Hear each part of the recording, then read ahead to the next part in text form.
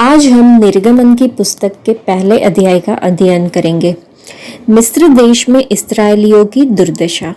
इस्राएल अर्थात याकूब के पुत्रों के नाम जो अपने पिता के साथ अपने अपने परिवार सहित मिस्र देश में आए थे ये है रूबेन, शिमोन, लेवी, यहूदा, इस्साकार, जबूलून, बिन्यामीन, दान, नफ्ताली, गाद और आशेर। याकूब के ही वंश में उत्पन्न व्यक्ति कुल 70 थे। यूसुफ पहले से ही मिस्र देश में था। यूसुफ और उसके सब भाई एवं उस पीढ़ी के समस्त व्यक्ति मर गए, किंतु इस्राएल के वंशज फलवंत हुए। वे अत्यंत बढ़ गए, उनकी संख्या में भारी वृद्धि हुई और वे शक्तिशाली हो गए। उनसे समस्त देश भर गया। मिस्र देश में एक नया राजा हुआ जो यूसुफ को नहीं जानता था। उसने अपनी प्रजा से कहा, देखो इस्राएली लोग कितने अधिक बढ़ गए हैं, वे हमसे अधिक शक्तिशाली हो गए हैं। आओ हम उनसे चतुराई से व्यवहार करें, ऐसा ना हो कि वे बढ़ते जाए और जब हम पर युद्ध आ पड़े तब वे हमारे बैरियों से जा मिले, हमारे विरुद्ध लड़े और देश से भाग जाए। उन्होंने इस्राएलियों पर बेगार कराने वाले अधिकारियों को नियुक्त किया कि वे उन पर भारी बोझ डालकर उन्हें पीड़ित करें। इस प्रकार इस्राएली लोगों ने फराओ के लिए पितोम और रामसेस नामक भंडारगृह के नगरों का निर्माण किया, किंतु जितना अधिक उन्हें पीड़ित किया गया उतना अधिक वे बढ़ते और फैलते गए। मिस्र के निवासी इस्राएलियों से और घृणा करने लगे। वे इस्राएली लोगों से कठोरता से बेगार करवाने लगे। उन्होंने ईंट गारा और खेती संबंधी सब कामों में इस्राएली लोगों से कठोर बेगार करवाकर उनका जीवन कड़वा बना डाला। वे अपने प्रत्येक कार्य में उनसे कठोर बेगार करवाते थे। मिस्र देश के राजा ने इब्रानी दाइयों को, जिनमें एक का नाम शिफ्रा और दूसरे का नाम पुआ था, आदेश दिया कि जब तुम इब्रानी स्त्रियों का प्रसव करवाने जाओ और उन्हें प्रसवशिला पर देखो, तब यदि लड़के का जन्म हुआ हो तो उसे मार डालना, किंतु यदि लड़की हो तो उसे जीवित रहने देना। परंतु दाइयां परमेश्वर से डरती थी, अतः उन्होंने मिस्र देश के राजा के आदेशानुसार नहीं किया। उन्होंने लड़कों को जीवित रहने दिया। मिस्र देश के राजा ने दाइयों को बुलाकर उनसे पूछा, तुमने यह कार्य क्यों किया? क्यों लड़कों को जीवित रहने दिया? दाइयों ने फराओ को उत्तर दिया, इब्रानी स्त्रियां मिस्र देश की स्त्रियों के समान नहीं है। वे फुर्तीली होती है और दाइयों के पहुंचने के पूर्व ही बच्चों को जन्म दे देती है। परमेश्वर ने दाइयों के साथ भला किया। इस्राएली और बढ़कर अत्यंत बलवान हो गए। दाइयां परमेश्वर से डरती थी, इसलिए परमेश्वर ने उन्हें परिवार प्रदान किए। फराओ ने अपनी समस्त प्रजा को आदेश दिया कि तुम इब्रानियों से उत्पन्न सब लड़कों को नील नदी में फेंक देना, किंतु लड़कियों को जीवित रहने देना।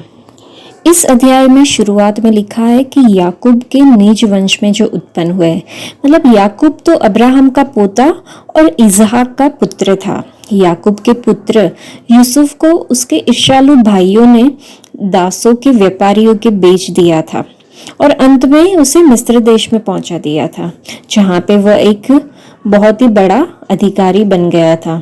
और जब कनान में भारी अकाल के कारण अन्न की कमी पड़ गई थी, तब याकूब के पुत्र अन्न मोल लेने के लिए मिस्र देश गए थे और वहां पे वापस से यूसुफ से उनका मिलन हुआ था।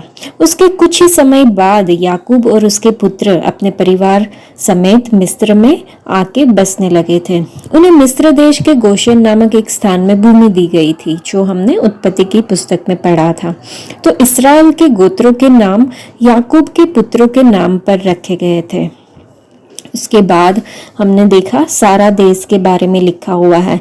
इसका मतलब है कि गोशेन के क्षेत्र में से है, मतलब चरागाहों का यह क्षेत्र भूमध्य सागरीय तट पर नील नदी के डेल्टा के पूर्वी भाग में था।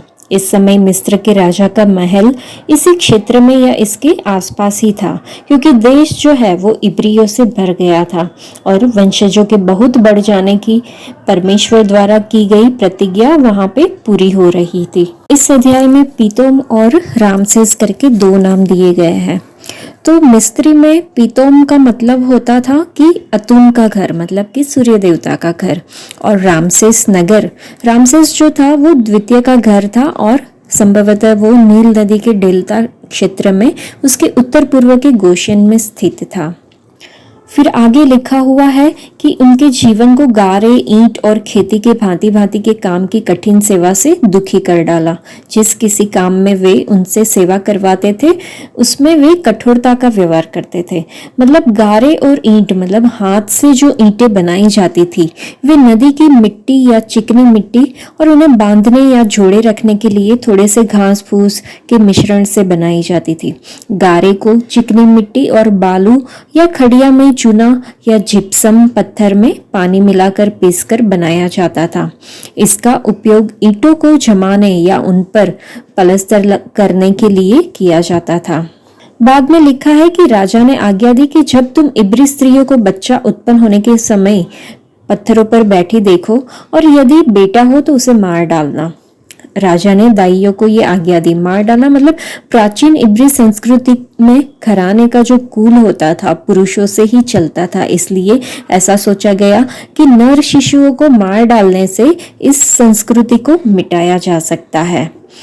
और जब आखिरी वचन है वहां लिखा है कि फिरौन ने अपनी सारी प्रजा के लोगों को आज्ञा दी कि इब्रियों के जितने बेटे उत्पन्न हो उन सबों को तुम नील नदी में डाल देना और सब बेटियों को जीवित रहने देना, क्योंकि मिस्री लोगों ने इब्रियों के नर शिशुओं से पीछा छुड़ाने के लिए ये कार्यवाही की थी, इसलिए उन्हें परमेश्वर के न्याय के परिणामों को भुगतना पड़ा था। तो फिरौन ने जो है वो इस्राएलियों को उनके बोझ से दुखी करने के लिए क्यों मुकदमा चलाया? क्योंकि वो नहीं चाहता था कि इस्राएली बढ़े, वे नहीं चाहता था कि इस्राएली देश छोड़े। हाँ, लेकिन कष्टप्रद मुकदमों ने उन पर अत्याचार किया और उन पर बोझ डाला। उन्होंने उसका जीवन जो था इस्राएलियों का वो कष्टमय बना दिया। हमारे जीवन में भी जो शत्रु है, शैतान है, वो हमसे अन्याय का बोझ डालता है। क्या हम आज अपने पापों का, अन्यायों का, दुखों का, बीमारियों आदि का सांसारिक बोझ के रूप में दबे हुए हैं? हम वो बोझ को उठाए हैं? यदि हाँ, तो हमारे लिए एक अच्छी खबर है कि प्रभु यीशु मसीह ने हमारे दुखों को अपने ऊपर ले लिया और हमारे दुखों को सहन कर लिया। यशायाह की पुस्तक में ये बात लिखी हुई है। और यशायाह की पुस्तक में ही एक और बात लिखी है कि पवित्र आत्मा का अभिषेक हमारी गर्दन से अधर्मी बोझ को तोड़ देता है। और जब नए नियम का हम अध्ययन करेंगे तो मत्ती रचित सुसमाचार में लिखा हुआ है कि यीशु आज हमें बुला रहे हैं कि सब परिश्रम करने वालों और बोझ से दबे हुए लोग मेरे पास आओ, मैं तुम्हें विश्राम दूंगा। यीशु मसीह कहते हैं कि उनका बोझ आसान है और उनका बोझ जो है वो हल्का है। हम उनका बोझ ले लें और हमारा भारी बोझ हम जिससे दबे हुए हैं वो हम उनके ऊपर डाल दें। प्रभु परमेश्वर ने इस्राएलियों को मिस्र की दासता से मुक्त कराने के लिए मूसा नामक एक उद्धारकर्ता को भेजा। हमारे उद्धारकर्ता यीशु मसीह को हमारे जीवन में हमारे पापों और बोझों से बचाने के लिए इस दुनिया में भेजा गया था। इसलिए आइए हम प्रभु यीशु मसीह और उनके वचन में बोझ मुक्त होकर विश्राम करें। आज के लिए इतना ही। परमेश्वर आप सबको आशीष दे। धन्यवाद।